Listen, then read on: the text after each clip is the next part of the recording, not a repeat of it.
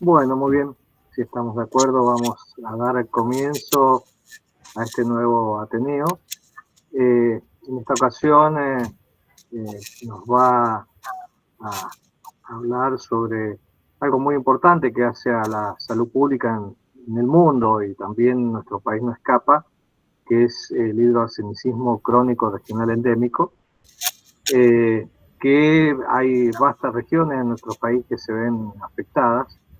Es un problema y que se viene agudizando producto también del mismo cambio climático, las pocas lluvias, en donde hace que a veces las concentraciones vayan en aumento, con todas las consecuencias asociadas a esta patología. Así que le damos ya la palabra a la doctora Valentina Bangén, que es médica del Ministerio de Salud de la Ciudad de Buenos Aires, donde permitirá que podamos ampliar los conocimientos sobre esta patología, esta problemática de salud pública y sobre todo después poder tener un espacio abierto para preguntas y ahí los aportes que podamos tener en cada una de nuestras regiones. Doctora, muchas gracias a la Asociación Toxicológica Argentina que nos haya elegido para poder hablar sobre este tema y le damos la bienvenida y le damos la palabra. Muchas gracias.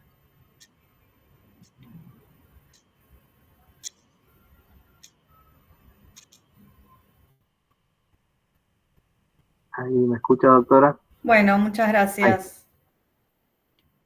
Mi nombre es Valentina Bangent, soy médica, me recibí en la UBA y bueno, estuve trabajando en el Ministerio de Salud de la Ciudad de Buenos Aires en epidemiología, tanto lo que fue COVID como lo que es dengue,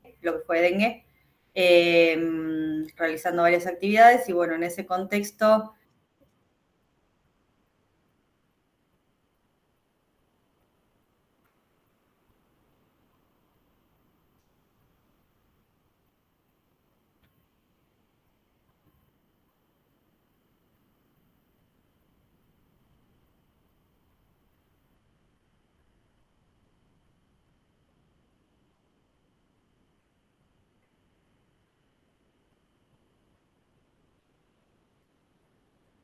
Ya la escuchamos, doctora. No sé si se ha quedado con algún problema.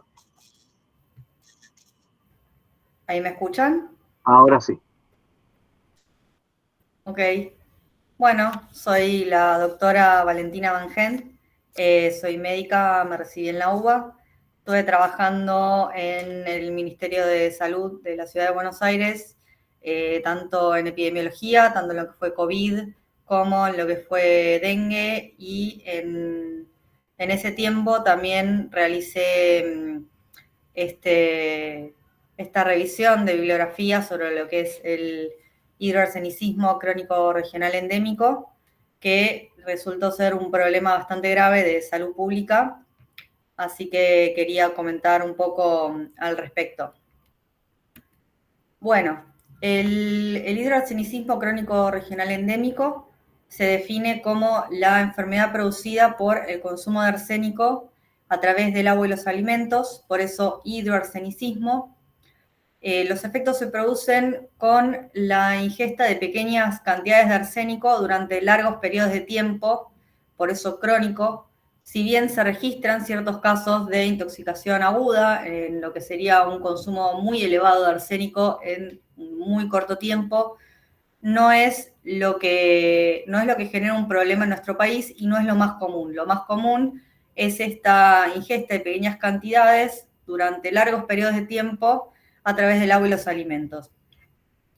Por otro lado, el origen del arsénico en nuestro país es natural, proviene de la erosión y desintegración de minerales que se encuentran en las napas subterráneas y son ricos en arsénico. Cuando el agua atraviesa estos minerales en estas napas, lo que hace es disolver el arsénico y arrastrarlo a otras regiones del país que van a presentar, sin darse cuenta, digamos, arsénico en el agua de bebida. Por esto, regional endémico.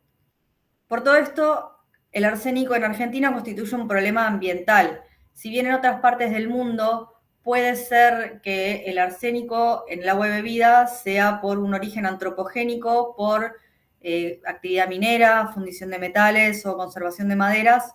No es el caso en nuestro país. En nuestro caso, deriva de estos minerales ricos en arsénico, que se encuentran generalmente cerca de la cordillera de los Andes y son arrastrados por el agua hacia otras partes del país, produciendo este problema de salud pública.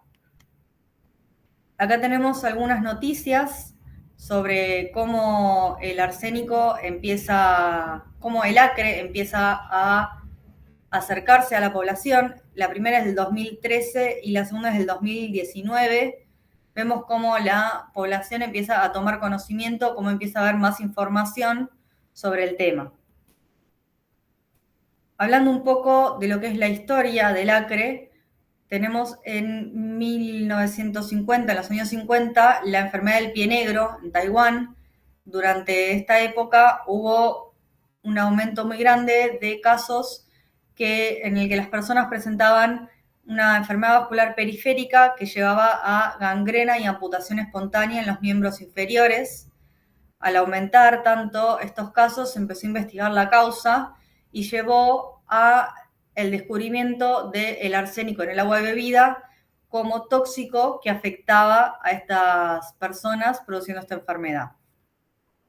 Sin irnos tan lejos, en Argentina, en 1913, se conoció la enfermedad de Belleville por un gran número de casos de estas manifestaciones del hidroarsenicismo crónico regional endémico en la ciudad de Belleville, en Córdoba. Y en ese año Mario Goyenechea relacionó estas manifestaciones con el consumo de agua con arsénico. Después, en 1917, Ayerza describió también alteraciones cardiovasculares y cutáneas y lo llamó arsenicismo regional endémico. En 1951 se estableció el nombre actual de la enfermedad, hidroarsenicismo crónico regional endémico, al relacionarlo con el consumo de agua. A raíz de las investigaciones que comenzaron a realizarse luego de estos casos, de estas primeras notificaciones de la enfermedad, la OMS estableció como límite recomendado para la concentración de arsénico en el agua el valor de 0,01 miligramos por litro. El Código Alimentario Argentino definió que se podrían admitir valores de hasta 0,5 miligramos por litro de forma provisional, porque el área, en muchas zonas, la composición normal del agua era muy elevada en arsénico y era imposible aplicar tecnologías para abatir este arsénico y eliminarlo. Por lo tanto, en 2007 se planteó tomar este valor provisional durante 5 años, 0,01 en 5 años.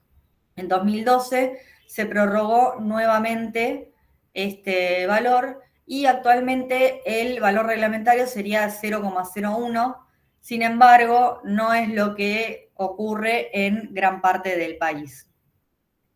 Hay que tener en cuenta igualmente que no existe una concentración que se considere totalmente segura, porque al estar hablando de una sustancia posiblemente carcinogénica, no existe un límite inocuo y no se estableció una dosis umbral para el efecto cancerígeno.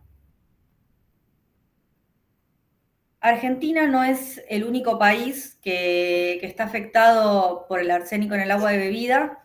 Tenemos también casos en China, en India, Estados Unidos, y lo que muestra este mapa es no solo países afectados, sino también cómo puede ser distintos orígenes del arsénico. Como dijimos, en Argentina es natural y estas manchas rojas nos van a mostrar acuíferos que están afectados por el arsénico de forma natural. Tenemos puntos rojos, como en estos países de África, acá en el sudeste asiático, el norte de Estados Unidos, en Canadá es y en Alaska. Tenemos, estos puntos rojos son arsénico relacionado a la actividad minera, y los puntos verdes, como podemos ver acá en la costa oeste de Estados Unidos y un poco en el norte de Argentina y Chile, están relacionados a actividad geotermal. Tenemos áreas endémicas que tienen alto contenido arsénico inorgánico en Taiwán, México Argentina, Chile, Estados Unidos e India, principalmente en Bangladesh. En lo que es América Latina, se estima que la población en riesgo es de más de 14 millones de personas, teniendo una incidencia muy elevada en Argentina, Chile, El Salvador, México, Nicaragua y Perú. En todas estas regiones se observaron muchos de los signos y síntomas de hidroarsenicismo, relacionándolo con el arsénico en el agua de bebida. En lo que es Argentina, las provincias más afectadas son Chaco, Córdoba, Santiago del Estero, Salta, Santa Fe, Tucumán, La Pampa y parte de la provincia de Buenos Aires. Se estableció como límite los ríos Desaguadero, el río Colorado y en el norte el río Bermejo y el río Paraná. La zona que quedaría en el medio de estos 4 ríos sería la zona endémica para lo que es el hidroarsenicismo crónico regional endémico. Son áreas que cuentan con arsénico en el agua de bebida. Sin embargo, también se observó en los últimos años arsénico presente en muestras de la Patagonia. En el mapa de la derecha lo que vemos son muestras tomadas de pozos realizados para extraer agua subterránea. Lo que se observa es que todas estas muestras tienen una concentración superior al límite establecido y muchos autores coinciden, y acá se puede ver, que la zona de la llanura chacopampeana es una de las zonas más afectadas del país. Las áreas identificadas que están afectadas por el arsénico suman alrededor de 1 millón de kilómetros cuadrados de superficie. Esto terminaría afectando aproximadamente a 4 millones de personas, según los últimos estudios, que datan más o menos del 2015. Esto implica que es la más grande población de Latinoamérica que está expuesta a las aguas arsenicales. El arsénico puede afectar tanto a poblaciones rurales como urbanas, pero la mayoría de los casos reportados vienen de poblaciones rurales dispersas que están expuestas a altos contenidos de arsénico que consumen agua sin tratamiento o sin control de calidad. ¿Qué pasa? Las poblaciones urbanas, muchas veces tienen acceso al agua de red y hay plantas de tratamiento que se encargan de eliminar el arsénico del agua. Entonces, el agua que llega a las personas es agua que está regulada, está afectada por estas regulaciones de la OMS y del Código Alimentario Argentino. Por lo tanto, la concentración de arsénico es baja y el agua es segura. En las poblaciones rurales, generalmente son poblaciones rurales dispersas, son pequeñas comunidades que muchas veces la única fuente de agua potable son pozos de agua subterránea o acuíferos que presentan altas concentraciones de arsénico. Tienen el factor económico que impide colocar plantas de tratamiento en todas estas comunidades rurales, y tenemos también que muchas veces estas personas no van a tener acceso al sistema de salud. Por lo tanto, es que la mayor parte de los casos reportados provienen de estas poblaciones rurales. También al realizarse estudios se observaba arsénico en distintas muestras, pero no se determinaba si la población era urbana o rural. Y para tener una visión más epidemiológica del riesgo a los que estaban afectados estas poblaciones, se agregó al análisis la población con necesidades básicas insatisfechas. De esta forma se vio que el 43% de los departamentos afectados tenían más del 30% de su población con necesidades básicas insatisfechas, y el 45% de los departamentos afectados tenían una población analfabeta mayor al 5%. Esto es importante a la hora de plantear la prevención. En estas poblaciones no se va a poder colocar una planta de tratamiento como se podría colocar en zonas urbanas, y también son necesarias medidas educativas que para encararlas hay que tener en cuenta este porcentaje de población analfabeta y el porcentaje también de población con necesidades básicas insatisfechas. Mucho se habló del arsénico en el agua de bebida durante las primeras investigaciones, y luego empezó a observarse también que el arsénico estaba presente en los alimentos. El problema es que tanto los compuestos orgánicos como inorgánicos de arsénico son inodoros y no tienen un sabor especial, por lo que es imposible detectar su presencia en el agua, en los alimentos y en el aire. Se vio que los alimentos que eran preparados con aguas contaminadas con arsénico contribuían con más del 50% de la ingesta total de arsénico. El problema venía al cocinar estos alimentos con el agua contaminada con arsénico. Todavía seguimos hablando del agua. Sin embargo, también se empezaron a realizar investigaciones donde se medían las concentraciones totales de arsénico en los distintos alimentos. Lo que se vio es que generalmente las concentraciones eran bajas, más que nada comparadas con el arsénico presente en el agua. Sin embargo, existen ciertas excepciones como son los pescados y el arroz. Pero teniendo en cuenta la dieta de los argentinos promedio, los alimentos que más contribuyen a la ingesta de arsénico son la harina de trigo y los derivados en un 53%, el arroz en un 17% y la carne de res en un 10%. En el caso de la carne, no es que tenga una concentración elevada de arsénico, sino que por su abundante consumo en la dieta de los argentinos promedio, su valor de arsénico resultaba significativo. No es así lo que pasa con el arroz, que no es un alimento tan consumido por el argentino promedio, pero su valor de arsénico intrínseco es bastante elevado. Hablando un poco de estas excepciones que constituyen los alimentos con altas concentraciones de arsénico, el arroz es uno de los alimentos con mayores niveles de arsénico, más que nada por el tipo de cultivo que conlleva.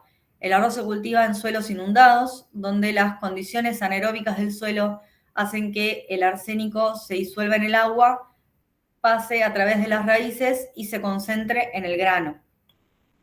Al sacarle la cáscara y en el proceso de blanqueado van a disminuir los niveles de arsénico, pero aún así son niveles bastante elevados.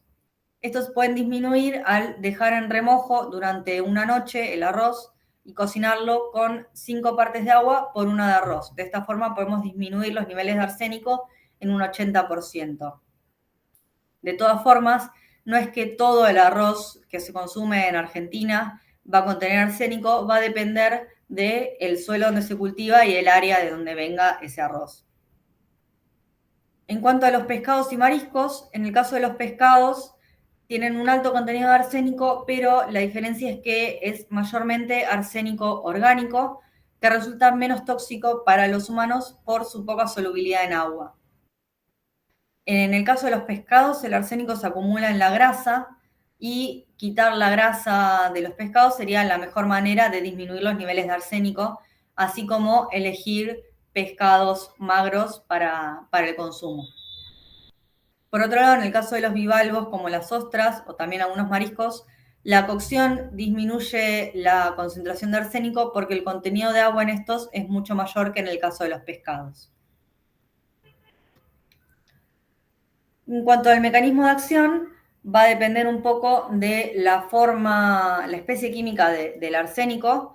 Tenemos que el arsénico inorgánico, existen 3 estados de valencia en la naturaleza: arsénico 0 valente o metaloide, arsénico 3 valente o arsenito, arsénico pentavalente o arsenato y también gasarsina. El arsénico inorgánico es generalmente más tóxico que el arsénico orgánico, por lo que decíamos de la solubilidad en agua, y dentro de estos el arsénico 3 valente o arsenito es el más tóxico de todos, con una dosis letal de entre 1 y 4 para los humanos por su rápida incorporación a las células. Lo que es específicamente el mecanismo de acción, el arsénico 3 va a formar complejos con proteínas ricas en grupo sulfidrilo y la forma pentavalente es análogo al fosfato y compite con el mismo en procesos celulares. Dentro de los efectos tóxicos que van a generar son interferencia con procesos celulares, como dijimos, la forma pentavalente compite con el fosfato, puede producir desacople de la fosforilación oxidativa en las mitocondrias al reemplazar el fosfato en la síntesis del ATP. También otros procesos celulares como la reabsorción tubular en el riñón. También puede reemplazar en los cristales de hidroxiapatita en el hueso. Por otro lado, el arsénico pentavalente dentro del organismo también puede convertirse en arsénico tresvalente y de esta forma otro mecanismo de acción es el mismo que el arsénico tresvalente, unirse con proteínas ricas en grupo sulfidrilo. De esta forma pueden unirse a numerosas enzimas y desacoplar reacciones. Otro de los efectos tóxicos que produce el arsénico en el organismo es el estrés oxidativo. Producen radicales libres del oxígeno. De esta forma generan daño celular, inflamación y daño al ADN. También producen disrupción del ADN y alteración genética. Al generar rotura de cadenas del ADN, pueden formar aductos con el ADN y pueden producir metilación del ADN, alterando la expresión genética. Todos estos mecanismos van a ser va a ser lo que produzca los efectos en la salud. Estos efectos van a depender de la vía por la que ingrese el arsénico. El arsénico puede absorberse por vía digestiva, vía inhalatoria o cutánea. Las vías inhalatoria y cutánea no son importantes, no son comunes. La vía inhalatoria puede producirse con el gas arsina, pero en ese caso se produce una muy grave y letal intoxicación aguda. Y también puede producirse, por ejemplo, en ciertas fábricas donde se trabaje con arsénico para cosas como conservación de maderas, no es lo más frecuente. Y la cutánea puede producirse, por ejemplo, con ciertos pesticidas que contengan arsénico, pero tampoco es frecuente.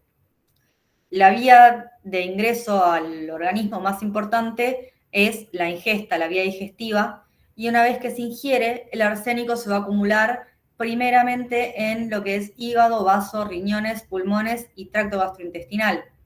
Después de unas 2 a 4 semanas, la mayor parte va a concentrar en tejidos ricos en queratina, como son la piel, el pelo y las uñas.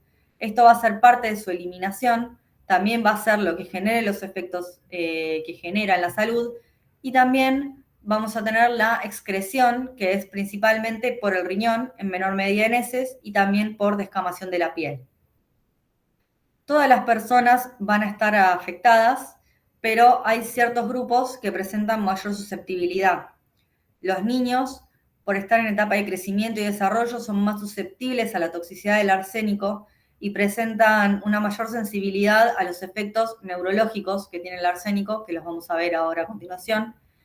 El embarazo también es un grupo de riesgo por los efectos que puede producir en el producto de la concepción, que también lo vamos a ver ahora enseguida. La desnutrición, porque se alteraría el metabolismo del arsénico y también podría haber déficit de ciertos factores protectores, como por ejemplo el selenio. En el caso de los adultos mayores y las enfermedades preexistentes, voy a hablar de estos dos al mismo tiempo porque es más o menos lo mismo. Su organismo puede estar impedido o dificultado para eliminar el arsénico. Puede haber presencia de enfermedades renales que dificulten la eliminación por riñón, puede haber enfermedades hepáticas que alteren el metabolismo y también pueden presentar enfermedades que se vean agravadas con los efectos tóxicos del arsénico. Por otro lado, las personas en situación de pobreza son un grupo susceptible no por una razón biológica, sino por la falta de acceso al sistema de salud, que hace que presenten una mayor tasa de mortalidad. Los efectos que se produzcan van a depender de la dosis. La dosis va a estar relacionada con la tasa de ingesta diaria y la concentración que haya arsénico en el agua y los alimentos, y también con la duración de la exposición. No va a ser lo mismo ingerir una gran cantidad de arsénico en poco tiempo que ingerir pequeñas dosis en un largo tiempo. La aparición de los efectos va a depender más que nada de la dosis que tengamos. A dosis mayores estos efectos pueden aparecer antes, a dosis menores pueden aparecer más adelante. También obviamente hay factores individuales que afectan la aparición de estos efectos, como la variabilidad genética, la situación socioeconómica y la nutricional, como dijimos recién. Dentro de los efectos que produce el arsénico en el cuerpo humano, los cambios en la piel son los más característicos, son los que más se suelen ver. Se puede observar cambios en la pigmentación, pueden producirse alteraciones de la pigmentación en patrón de gotas de lluvia, son pequeñas máculas redondeadas de 2 a 4 milímetros que se observan en un fondo hiperpigmentado como bronceado. Suelen distribuirse en tronco y extremidades. Acá las podemos ver en las fotos de arriba, acá un tronco y acá una pierna. Esto es lo más frecuente que aparece, este patrón de gotas de lluvia, y tiene una distribución bilateral y simétrica. Otros cambios en la pigmentación que pueden verse son la hipermelanosis, hiperpigmentación difusa o melanosis, la pigmentación localizada o en parche, que se ve en pliegues cutáneos, y la leucomelanosis, que sería una mácula hipopigmentada que suele aparecer en estadios tempranos de la enfermedad. También es común la hiperkeratosis. La hiperkeratosis se suele ver en palmas y plantas, aunque también fue descrita en tronco y extremidades, pero lo más común es que sea palmo-plantar. Comienza con una etapa de hiperhidrosis, una hipersudoración en las palmas y en las plantas. La sigue una etapa de induración en la piel y luego comienzan a aparecer estas pápulas que son como verrugas que miden unos 2 a 4 milímetros y son visibles a simple vista, como vemos en la imagen de abajo, las manos de este señor que presentan varias pápulas, y estas pápulas pueden ser benignas o también pueden malignizar. El arsénico también va a producir efectos en otros órganos. Luego de los efectos en la piel, los más comunes son los neurológicos en forma de una neuropatía periférica. Lo que hace es una polineuropatía sensitivo-motora, simétrica y periférica. Suele comenzar en miembros inferiores, afecta más miembros inferiores que superiores, comienza en las partes más distales y avanza en forma insidiosa hacia las zonas proximales. Se manifiesta como paresias o parestesias, puede haber alteraciones de la sensibilidad y debilidad. También son muy comunes, más que nada en niños, los defectos del aprendizaje, la alteración del comportamiento y alteraciones de la memoria y la atención. De hecho, se vio que había una relación inversa entre el arsénico eliminado en orina y la comprensión verbal en los niños. Es decir, que había una clara asociación entre el consumo de arsénico y el déficit del aprendizaje. Otros efectos que se ven bastante frecuentemente son los efectos hematológicos. Son sumamente inespecíficos, pero se suelen ver. Suele presentarse anemia, leucopenia y trombocitopenia por hipoplasia medular y también por alteración del metabolismo del ácido fólico puede verse anemia. También están muy descritos los efectos cardiovasculares. Pueden presentarse arritmias, enfermedad arterial periférica, como es la enfermedad del pie negro en Taiwán. Y por mucho tiempo se investigó cómo afectaba a los pequeños vasos, pero más adelante empezó a descubrirse que afectaba también vasos de mediano y gran calibre, produciendo infarto agudo de miocardio, hipertensión y ACV. Por esto decía que los adultos mayores eran un grupo susceptible por la prevalencia que tienen estas patologías en este grupo etario. Por otro lado, los efectos hepáticos se ven como una hepatitis tóxica con elevación de las transaminasas, cirrosis y también hipertensión portal sin cirrosis, que es una manifestación rara pero bastante específica. Por otro lado, los efectos respiratorios no se vieron en varios estudios, no se realizaron, varios estudios investigando los efectos respiratorios, pero sí se vio un aumento de la fibrosis pulmonar en niños con lesiones cutáneas y también se acepta que hay un aumento de la prevalencia de bronquitis crónica en personas afectadas por el arsénico. En cuanto a los efectos endocrinos, se observó un aumento de la diabetes tipo 2 por efecto tóxico en las células beta del páncreas, que alterarían la secreción de insulina y también al unirse a grupo sulfidrilo alteran los receptores de insulina, produciendo una alteración de la sensibilidad a esta hormona. Dentro de los efectos no cancerígenos también tenemos los efectos que produce en el embarazo.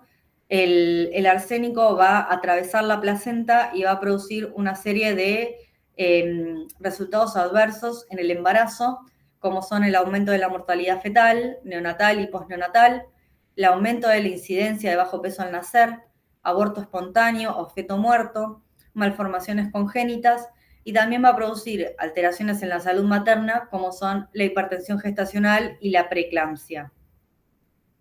No hay una evidencia que indique que estos efectos son exclusivamente por la exposición al arsénico, pero sí se vio que en autopsias de niños, de madres que estuvieron expuestas al arsénico, había un contenido de arsénico muy elevado en hígado, vaso y cerebro. Por otro lado, en lo que es la lactancia, se vio que en la leche materna se excreta un 20% del arsénico que se encuentra en la sangre, pero al concentrar el arsénico en los tejidos ricos en queratina, como es la piel, el pelo y las uñas, no está presente en un gran porcentaje en sangre, sus valores son transitorios. Por lo cual, la exposición al lactante es mínima y se recomienda amamantar el mayor tiempo posible en las zonas más afectadas, a fin de garantizar un alimento seguro durante la mayor cantidad de tiempo. Dentro de los efectos cancerígenos, el Centro Internacional de Investigaciones sobre el Cáncer lo clasificó dentro del grupo 1, que es un carcinógeno demostrado para humanos, igual que los rayos ultravioletas, que todo el mundo está al tanto de que es un carcinógeno, no así con el arsénico, siendo un problema tan importante, y se vio que genera distintos tipos de cáncer. Dentro de ellos, el más frecuente es el cáncer de piel, puede producir carcinoma de células escamosas y carcinoma vasocelular, no así melanoma, el melanoma no está asociado al arsénico, y a diferencia de cuando estos cánceres aparecen en poblaciones no expuestas al arsénico, se vio que acá aparecen en zonas no expuestas del cuerpo, generalmente plantas del pie o la espalda, y generalmente son múltiples. Por otro lado, también se realizaron muchos estudios que probaron que había una asociación entre la exposición a altas concentraciones de arsénico y cáncer en órganos internos, como son vejiga, pulmón, riñón, también uréter, uretra, y puede presentar también cáncer colorectal. Se vio que había una relación dosis-respuesta, pero que estos cánceres se producían a dosis mayores que las que se produce el cáncer de piel y otros efectos no cancerígenos. Sin embargo, se vio también que en el caso del cáncer de pulmón había un efecto sinérgico con el tabaquismo, produciendo cáncer a menores dosis. También se vio que el cáncer de pulmón era el que conllevaba la mayor mortalidad de todos estos tipos de cáncer. Y hablando de mortalidad, se vio también que la tasa de mortalidad era mayor que en hombres que en mujeres, probablemente porque las mujeres tenían un perfil de metabolización del arsénico más eficiente y lograban eliminarlo más rápido. Para determinar los niveles de arsénico, tenemos biomarcadores de exposición que nos van a marcar justamente la exposición al arsénico. Estos pueden ser orina, pelo y uñas, con sus respectivos valores. Estos arsénicos lo que nos marcan es que se ingirió algún contenido de arsénico de alguna manera, el arsénico está dentro del cuerpo, pero no nos habla de los efectos que produce en el cuerpo. Para eso tenemos los biomarcadores de efecto, que nos van a hablar de los cambios que produce el arsénico en el cuerpo. Y así vamos a tener las manifestaciones cutáneas, la neuropatía periférica, como pruebas claras de que el arsénico está alterando algo en el cuerpo. También se habló últimamente de realizar pruebas neuroconductuales para probar los cambios que realiza arsénico en el sistema nervioso central. Y también se utilizan técnicas de investigación de genotoxicidad para investigar el daño al ADN y determinar la probabilidad de que aparezca algún cáncer. Dentro de estas técnicas, las que más utilizaron son las de micronúcleos, que es sencilla y fácil de realizar.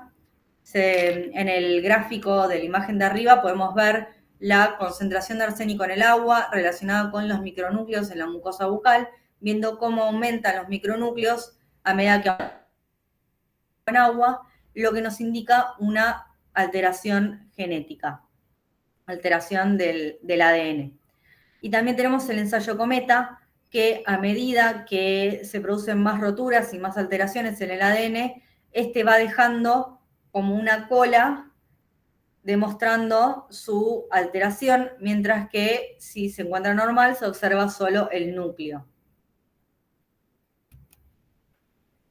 Para hablar de la prevención, es importante tener en cuenta que las acciones siempre están dirigidas a tratar de evitar o discontinuar la exposición, aunque no siempre es posible. A raíz de esto, el Ministerio de Salud de la Nación creó el Programa Nacional de Minimización de Riesgos por Exposición a Arsénico en Agua de Consumo Humano. Esto era para implementarse entre 2001 y 2003. Tenía el objetivo de disminuir la mortalidad relacionada al consumo de arsénico en el agua de bebida. Y para esto lo que planteaban hacer era localizar y medir bien la concentración de arsénico en distintas áreas, localizar las áreas problemáticas y medir el arsénico y evaluar qué especie química era la más preponderante, identificar a la población que estaba expuesta y determinar su grado de concientización y su postura frente al problema, promover acciones de prevención con trabajos interdisciplinarios y también investigar y desarrollar tecnologías para eliminar el arsénico del agua. A raíz de esto se realizaron talleres de capacitación a agentes sanitarios y a docentes, se realizaron campañas de concientización, atención médica y distintas actividades para tratar de lograrlo. Sin embargo, lo más importante es la distribución de agua segura, agua libre de arsénico y otros agentes contaminantes. Y como dijimos, ya no es una opción instalar plantas de tratamiento para todos, porque no es algo que sea posible. Por lo tanto, surgieron distintas opciones, como por ejemplo la perforación del suelo a distintas profundidades para encontrar napas con menor contenido de arsénico. El arsénico no se distribuye de igual manera en todo el espesor del suelo, va a depender de la recarga del acuífero, de las lluvias, del tipo de suelo que sea, los materiales que presenta este suelo, si es rico en calcio, magnesio, bicarbonato. Todo eso va a depender la concentración de arsénico que tenga. Entonces, de este modo, perforando a distintas alturas, puede llegar a encontrarse zonas que tengan menor contenido de arsénico y zonas que tengan mayor contenido. Y también se plantea que mezclando el agua de estas distintas zonas se puede generar agua de consumo seguro, o también se puede analizar distintos pozos de agua y explotar el que tenga menor contenido de arsénico. Otra opción que existe y que se realiza mucho es la provisión de agua a través de acueductos, es decir, transportar agua desde fuentes seguras para abastecer a distintas comunidades. Esto se usa mucho se realiza mucho en Córdoba, en Chaco y también en La Pampa. Hay distintos acueductos para abastecer a distintas poblaciones. Y por último, también tenemos la instalación de sistemas de eliminación, que puede ser de manera centralizada, con estas famosas plantas de tratamiento que venimos hablando, o a nivel doméstico, que sería lo que necesitamos para estas poblaciones rurales, que son las que están más expuestas a los peligros del arsénico. Hablando de estas poblaciones rurales dispersas, tenemos el problema de que no cuentan con medios económicos o tecnológicos adecuados, lo que venimos diciendo, no tenemos la posibilidad de instalar una planta de tratamiento y no tienen tecnología como para tratar el agua de esta manera, y las soluciones que se plantean para ellas son muy laboriosas, por lo que no siempre son aceptadas por la comunidad. Por esto, todas estas soluciones deben ir acompañadas de una campaña de educación para que las comunidades estén dispuestas a asumir esta labor que requiere el tener agua segura para evitar los efectos adversos del arsénico. Dentro de estas tecnologías se investigaron varias. La más sencilla es la construcción de aljibes, pero para esto necesitamos que sea una zona donde haya un régimen de lluvias bastante importante, con lo cual no podemos implementarlo en todo el país. Una de las tecnologías que más se investigó y se probó dando buenos resultados es la precipitación por floculación y decantación, que consistiría en colocar agua en un tanque de 20 litros aproximadamente y se coloca un producto que serían sales de aluminio o sales de hierro. De esta forma esto se agita y el arsénico forma grupos con estas sales, o lo que se llaman flóculos, que luego van a decantar con el tiempo. Por lo tanto, el líquido que queda por encima va a ser líquido apto para el consumo, para la bebida. Esta agua se tiene que usar sí o sí para bebida, porque tiene un límite de agua que podemos extraer. Depende cuántos tanques se puedan instalar. Este método lo podemos ver en la foto de arriba a la derecha. Esto es en una escuela rural en Jujuy, que se instaló este método y comenzaron a tener agua segura, lo cual resultó muy importante, ya que los chicos realizaban sus comidas en la escuela, al igual que en muchas escuelas rurales. Otro método que se utilizó bastante es la remoción mediante corrosión en un lecho fijo de hierro. Es más o menos el mismo mecanismo. Se utiliza hierro para que se una al arsénico y esto luego es filtrado para obtener agua segura. Lo vemos en la foto de abajo a la derecha. También esto es en una escuela rural. Y también tenemos el método Raus, que es un método de radiación solar. Me parece interesante porque utiliza elementos que podemos encontrar en cualquier lado, como son botellas de plástico descartables y madera. Lo que se hace es colocar el agua en estas botellas, se coloca unas gotas de limón y un poco de viruta para proveer de hierro, y con la radiación solar se forma citrato de hierro que se va a unir al arsénico y eso luego es filtrado con un algodón o con algún tipo de filtro. Este es un método que desarrollaron científicos suizos para realizar en Bangladesh, en India, y se probó acá, pero para poder hacerlo más extenso, es necesario un medidor de irradiación solar, ya que es necesario que estén expuestos al sol durante 4 a 6 horas a cierta radiación. Por lo tanto, es necesario este medidor de irradiación que no se encuentra en el país y sería necesario importar. Para terminar, por todo lo que estuvimos diciendo, podemos concluir que el acre en Argentina constituye una urgencia ambiental y un grave problema de salud pública. Recordemos que tenemos casi un 10% de la población del país expuesta a altas concentraciones de arsénico y muchas personas son personas de poblaciones rurales dispersas que no solo no tienen acceso al sistema de salud, sino que además su única fuente de agua potable puede estar contaminada con arsénico. Se fue tomando mayor conocimiento de la situación y desde entonces empezaron a crearse distintos programas para crear concientización y para desarrollar tecnologías que puedan eliminar el arsénico. Pero es necesario un programa periódico y es necesario que esto se pueda llevar a todas las poblaciones en el país que están afectadas. Asimismo, es necesaria una vigilancia permanente para poder detectar las primeras alteraciones y poder evitar el desarrollo de cáncer y de enfermedades peores.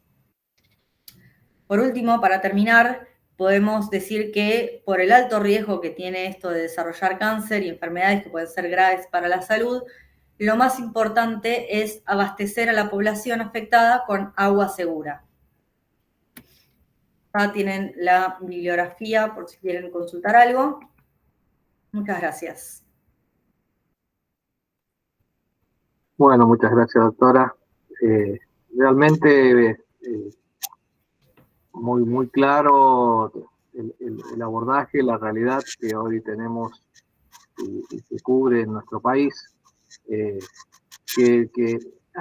no ha tenido una política lineal que se haya podido mantener el tiempo. Han habido sí situaciones donde se ha ido trabajando en ciertas regiones, pero que esto lamentablemente no ha tenido una continuidad. Yo creo que eso es clave, un poco como lo decía en las propias conclusiones, un poco producto de que a veces son poblaciones muy aisladas, y que por ahí la fuerza de reclamo entonces no es tanta, pero que realmente desde lo científico tenemos que seguir generando presión y marcar la importancia que tiene esto sobre la salud comunitaria, fundamentalmente en estos grupos etarios que se ven mucho más vulnerados. Y ahí es la clave donde a través de la información, la capacitación, puedan tener alguna acción que ayude a disminuir los riesgos que son productos de exponerse a aguas con altos niveles de arsénico.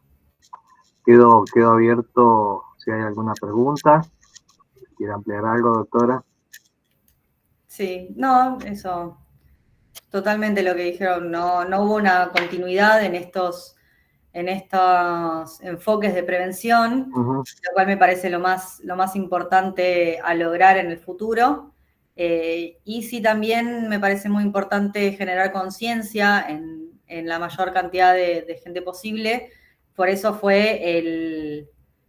me dediqué a investigar un poco sobre este tema y quise presentarlo para poder llevar esta información a más gente.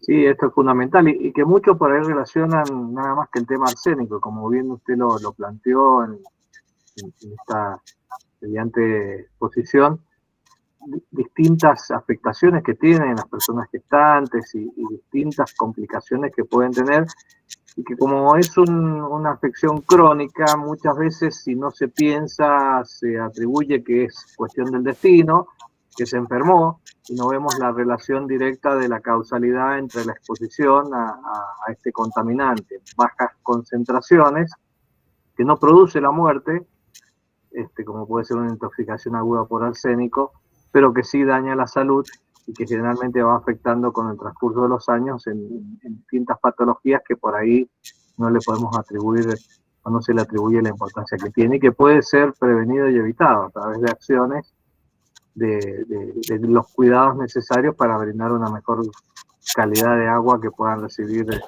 estas personas. Y que a veces por ahí nosotros lo planteamos también, que por más que se les dé agua segura, el hecho es que usan también esa agua de pozo, elevados valores de arsénico, para alimentar, para dar de beber a los corrales que tienen o los cultivos, que muchas veces de ellos son tubérculos que también hacen concentración y se alimentan de eso mismo. O sea que no solamente ingresa el arsénico a través del agua, sino de los alimentos mismos que producen en su chacra al costado de la casa. Entonces esto todavía lo hace mucho más complejo y que tampoco está abordado. Sí, totalmente. También me parece importante que al ser algo que viene de origen natural, no es una actividad que dependa del ser humano, por lo tanto no es algo que podamos evitar, es algo que va a estar ahí y hay que ver cómo podemos evitar la exposición. Exacto, tal cual. Y bueno, eso puede ser abordado y hay acciones que se pueden realizar con el apoyo de los gobiernos provinciales o el gobierno nacional para poder brindar una mejor calidad de vida a esta población afectada. Ahí estaba viendo a ver si había alguna pregunta, solamente felicitaciones por la exposición. Ahí Sí, yo quería preguntar algo, perdón, pero estaba con problemas con el micrófono como casi todos los ateneos de ATA. Está bien. No puedo encender la cámara. No, pero está bien, se escucha bien. Ahí se cortó.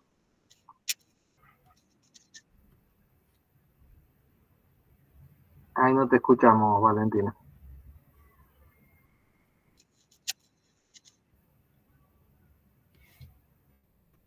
Si no, le damos la palabra a Javier Fernández, que había pedido. Adelante, Javier. ¿Sí? Ahora sí. A ver, Si querés, Valentina. léelo del chat. Es sobre el estudio de hidroarsenicismo y saneamiento básico, que quería saber si tenés alguna información en qué está ese proceso, porque era una herramienta como para después tomar algún tipo de medidas de prevención o de tratamiento.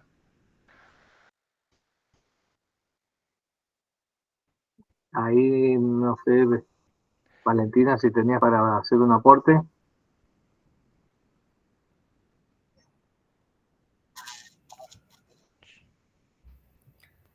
No hay información actualizada sobre cómo están evolucionando todos los distintos estudios y programas que se realizaron. Sí, lo que encontré es esto, que cada tanto se construye un nuevo acueducto para proveer de agua segura a más comunidades. El último que se estaba construyendo, que tengo información, es el de Río Tercero en Córdoba. No logré conseguir información sobre si se terminó, no se terminó y cómo están evolucionando todos estos estudios. Sí sé que muy cada tanto, cada varios años, una escuela rural logra tener agua segura, pero no hay información específica sobre la progresión de los distintos estudios que se realizan. Si ahí sirve de aporte, bueno, acá en Mendoza, que también tenemos un área de hidroarsenicismo, que es en el norte, cerca del límite con San Juan, que es la Villa Tulumaya, que es la Valle, también estaban trabajando en un canal que derivaba agua de uno de los diques para tratar de, como lo habías mencionado, diluir y con esto bajar por dilución los niveles de arsénico, pero que también estaba bastante demorado, un poco producto de las situaciones económicas que ha estado atravesando el país, pero vienen trabajando por ahí con esto, haciendo nuevos pozos para tratar de mezclar el agua y de esta forma, por dilución, bajar los niveles de arsénico presentes. Pero que sí se hace dificultoso y a veces sin el financiamiento suficiente. Ahí había levantado la mano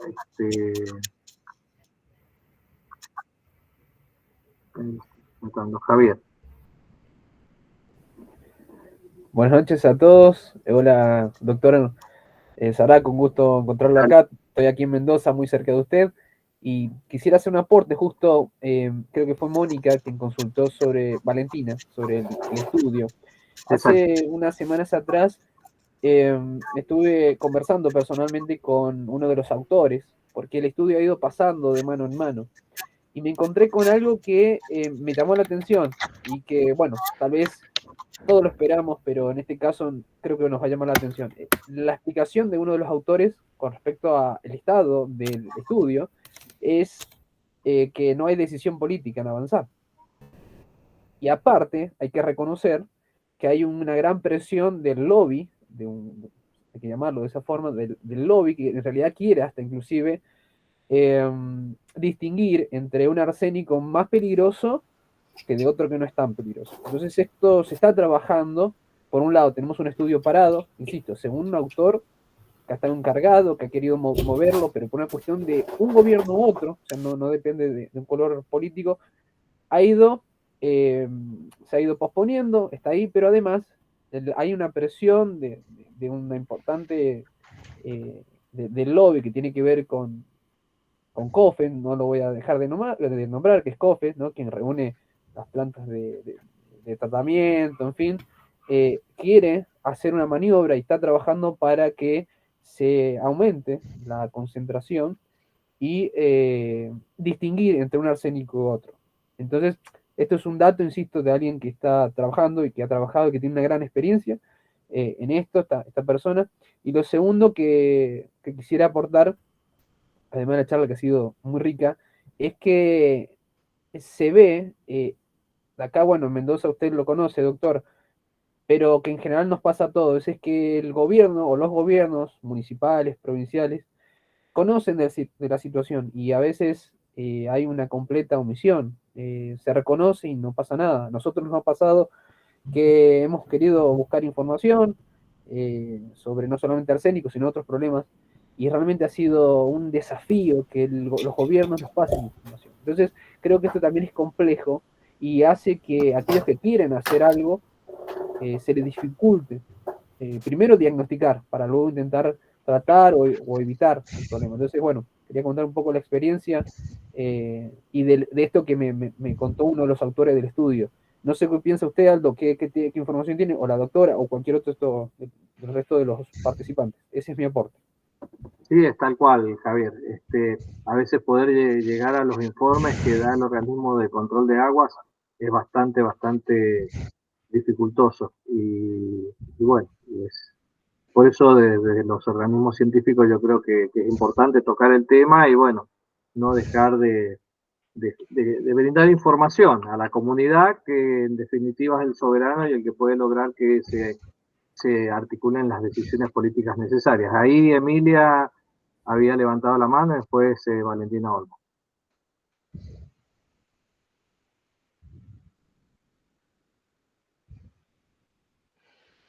Ahí Emilia.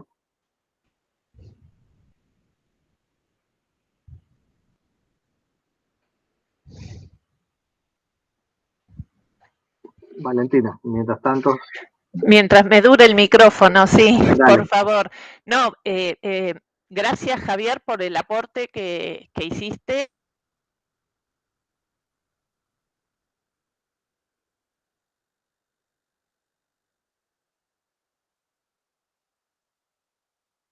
Ahí te perdimos, Valentina.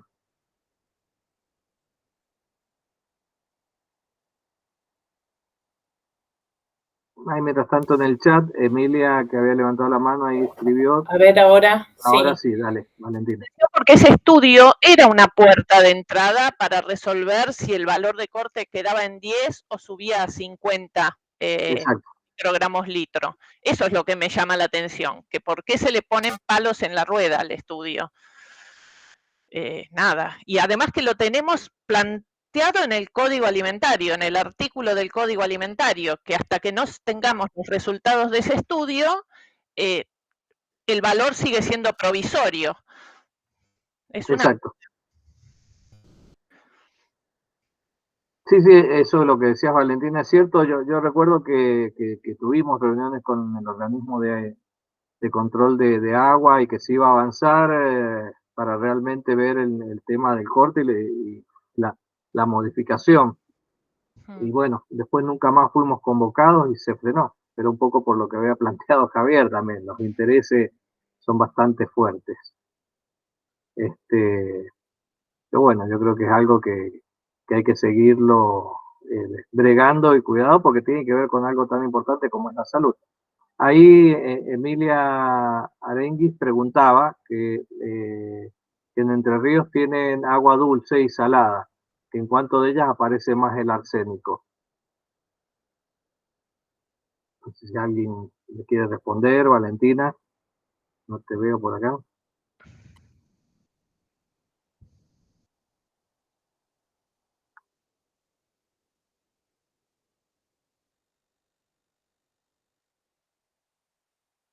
Se ha desconectado.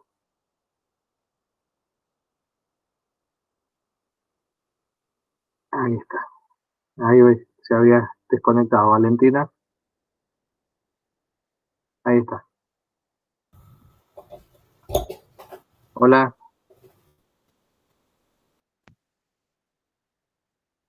Ahí está. Te habíamos perdido.